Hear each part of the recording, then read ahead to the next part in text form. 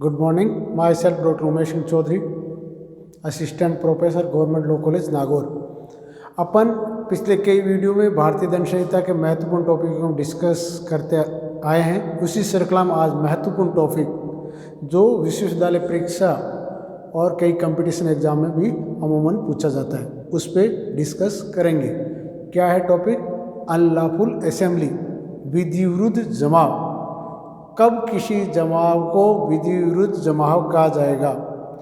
कब किसी व्यक्ति को विधि विरुद्ध जमाव का सदस्य होना कहा जाएगा? उसके लिए आईपीसी में क्या दंड की व्यवस्था की गई है? और कोई जमाव कब बलुआ कहा जाएगा? इन तमाम बिंदुओं पर अपन आज इस वीडियो में बिंदुवार डिस्कस करेंगे। तो विधि विरुद्ध जमाव कहाँ पे उपबंधित है? भारतीय दंड संहिता की धारा 141, कौन सेक्शन? 141 of IPC. किसके बारे में? अनलॉफुल असेंबली, विधि विरुद्ध जमाव। कोई जमाव कब विधि विरुद्ध जमाव कहा जाएगा? यदि कोई जमाव 5 या 5 से अधिक व्यक्तियों का जमाव जिनका उद्देश्य सेक्शन 141 ऑफ आईपीसी में उल्लिखित उद्देश्य में से कोई एक उद्देश्य है या एक से अधिक उद्देश्य है। यानी अनलॉफुल असेंबली होने, किसी जमाव को अनलॉफुल असेंबली होने के लिए कितने व्यक्तियों की आवश्यकता है? न्यूनतम 5। यानी 5 से कम व्यक्तियों का अगर कोई जमाव है तो वो अनलॉफुल असेंबली नहीं हो सकता according to section 141 of IPC. यानी अनलॉफुल असेंबली के लिए कम से कम कितने व्यक्तियों की आवश्यकता है? उस जमाव के कितने व्यक्ति से मिलकर? 5 न्यूनतम। कई बार ये एग्जाम, कंपटीशन एग्जाम में, ऑब्जेक्टिव टाइप एग्जाम में पूछा जाता है, विधि विरुद्ध जमाव के लिए कितने न्यूनतम सदस्य? 5। यानी 5 तो होने ही आवश्यक है, 5 से अधिक हो सकते हैं। यानी 5 या 5 से अधिक व्यक्तियों से मिलकर जमाव और उनका उद्देश्य जो सेक्शन 141 में उल्लिखित है उनमें से कोई एक उद्देश्य है या एक से अधिक उद्देश्य है तो वो जमाव अनलॉफुल असेंबली कहलाएगा। 5 या 5 से अधिक व्यक्तियों का जमाव जिनका उद्देश्य केंद्र सरकार, राज्य सरकार, संसद या राज्य विधानमंडल या लोक सेवक जो अपनी विधिपूर्ण शक्ति का प्रयोग कर रहा है उसको आपराधिक बल या आपराधिक बल के प्रदर्शन के आधार पर आतंकित करना। यानी कोई जमाव कितने व्यक्ति से मिलके? कम से कम 5 या 5 से अधिक व्यक्तियों और उस जमाव का उद्देश्य, इन उद्देश्यों में कोई एक या अधिक उद्देश्य है। क्या?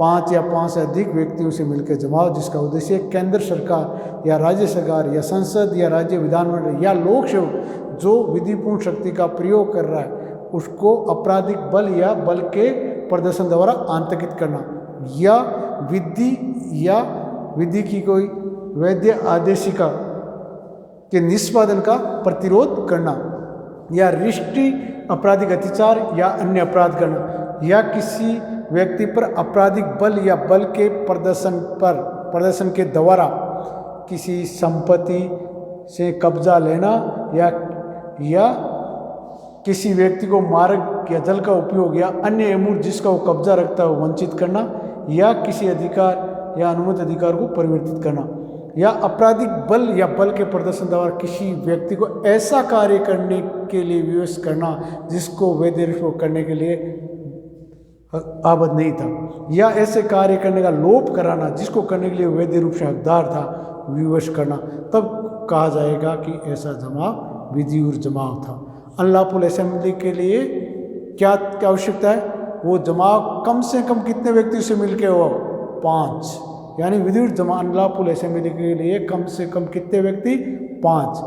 5 या 5 से अधिक व्यक्तियों से मिलकर जमाव जिनका उद्देश्य केंद्र सरकार, राज्य सरकार, संसद, राज्य विधानमंडल या लोक सेवक जो अपने विधिपूर्ण शक्ति का प्रयोग कर रहा है उसको आपराधिक बल या बल के प्रदर्शन द्वारा आतंकित करना, या विधि को वैध आदेशिका के निष्पादन का प्रतिरोध करना, या रिष्टि आपराधिक अत्याचार या कोई अन्य अपराध करना, या किसी व्यक्ति को आपराधिक बल या बल के प्रदर्शन द्वारा संपत्ति के कब्जे संपत्ति का कब्जा लेना किसी व्यक्ति से या उसको कब्जे से वंचित करना या किसी अन्य अमूर्त अधिकार के अधिकार से वंचित करना या किसी व्यक्ति से ऐसा कार्य करने के लिए यूज करना जिसको करने के लिए वैध रूप से वो आबद्ध नहीं था, या आपराधिक बल या बल के प्रदर्शन द्वारा ऐसे कार्य करने का लोभ करवाना जिसका लोभ करने के लिए वैध रूप से आबद्ध नहीं था, यूएस करना, तब उस व्यक्ति के बारे में, तब उस जमाव के बारे में कहा जाएगा कि उन्होंने विधिवत जमाव है। 5 या 5 से अधिक व्यक्तियों से मिलकर जमाव, और उन जमाव का ये निम्नलिखित उद्देश्य में कोई एक या एक से अधिक उद्देश्य, तो वो जमाव क्या होगा? Unlawful assembly. फिर इसी सेक्शन के स्पष्टीकरण में करेंगे अगर कोई जमाव जो इकट्ठे होते हुए समय तो विधिवत जमाव नहीं था, लेकिन बाद में यदि वो 5 या अधिक व्यक्तियों से मिलकर बना हुआ जमाव है, इनमें जो सेक्शन 141 आईपीसी में उल्लेखित उद्देश्य में कोई उद्देश्य हो जाता है या कोई कार्य करता है, तो ऐसा जमाव बाद में भी विधिवत जमाव अनलॉफुल असेंबली हो सकेगा। स्पष्टीकरण, कोई जमाव जो इकट्ठा होते हुए विधिवत जमात है, लेकिन बाद में भी अगर ये उद्देश्य है या इनमें से कोई कार्य करता है वैसा कोई जमाव, तो वो विधि अनलॉफुल असेंबली होगा। सेक्शन 142 ऑफ आईपीसी अपने किसके बारे में बताती है? विधिवत जमाव का सदस्य होना। किसके बारे में? अनलॉफुल असेंबली का मेंबर होना। कब कहा जाएगा कि कोई व्यक्ति अनलॉफुल असेंबली का मेंबर है? ये तब कहा जाएगा यदि कोई व्यक्ति उन तथ्यों से परिचित होते हुए जो किसी जमाव को विधिवत बनाते हैं उनको जानते हुए से उस जमाव में सम्मिलित होता है, या सम्मिलित होने के बाद इन तथ्यों से परिचित होते हुए भी उसमें बना रहता है, तब उस व्यक्ति को क्या कहा जाएगा? अनलॉफुल असेंबली का मेंबर कहा जाएगा। सेक्शन 141 बताती है कि कोई असेंबली कब अनलॉफुल असेंबली। 142 ऑफ आईपीसी अपने को बताती है कोई व्यक्ति कब अनलॉफुल असेंबली का मेंबर है। क्लियर? 143 ऑफ आईपीसी अपने को बताती है कि विधिवत जमाव का सदस्य होने के लिए क्या दंड है। अनलॉफुल असेंबली का सदस्य होने के लिए क्या दंड है? तो क्या दंड है? दोनों में से किसी भी व्यक्ति का कारावास जिसकी अवधि 6 माह तक हो सकेगी, या जुर्माना, या दोनों। क्या कहती है 143 ऑफ आईपीसी? 143 ऑफ आईपीसी विधिवत जमाव का सदस्य होने के लिए क्या पनिशमेंट है? अनलॉफुल असेंबली का मेंबर होने के लिए क्या पनिशमेंट है? दोनों में से किसी भी व्यक्ति का कारावास जिसकी अवधि 6 माह तक हो सकेगी, या जुर्माना, या दोनों से दंडित किया जाएगा। सेक्शन 144 ऑफ आईपीसी बताती है कि कोई व्यक्ति जब घातक आयोजन से सुसूचित होकर विधिवत जमाव का सदस्य बनता है तो उसके लिए क्या दंड है? उसके लिए दोनों में से किसी भी भांति का कारावास जिसकी अवधि 2 वर्ष तक हो सकेगी, या जुर्माना, या दोनों से दंडित किया जाएगा।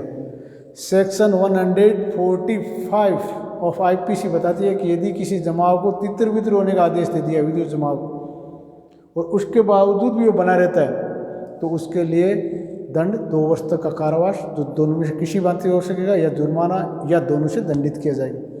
सेक्शन 146 ऑफ आईपीसी बलवा आपरे के बारे में बताती है। किसके बारे में? बलवा।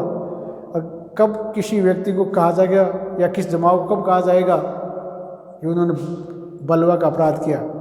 यदि विधिवत जमाव के सामान्य उद्देश्यों को अग्रसर करने में बल या हिंसा का प्रयोग किया जाता है, यानी अनलॉफुल असेंबली के उद्देश्य को, ऑब्जेक्ट को अग्रसर करने में बल या हिंसा का प्रयोग किया जाता है, तो वो किसका अपराध कारित करते हैं? बलवा का अपराध कारित करते हैं। विधिवत जमाव के सामान्य उद्देश्यों को अग्रसर करने में जब बल या हिंसा का प्रयोग किया जाता है, तब उस व्यक्ति के बारे में कहा जाता है कि उन्होंने बलवे का, उस जमाव को कहा जाता है बलवे का अपराध कारित किया। और बलवे के लिए क्या दंड है? सेक्शन 147 ऑफ आईपीसी बताती है दोनों में से किसी भी व्यक्ति का कारावास जिसकी अवधि 2 वर्ष तक हो सकेगी, या जुर्माना, या दोनों से।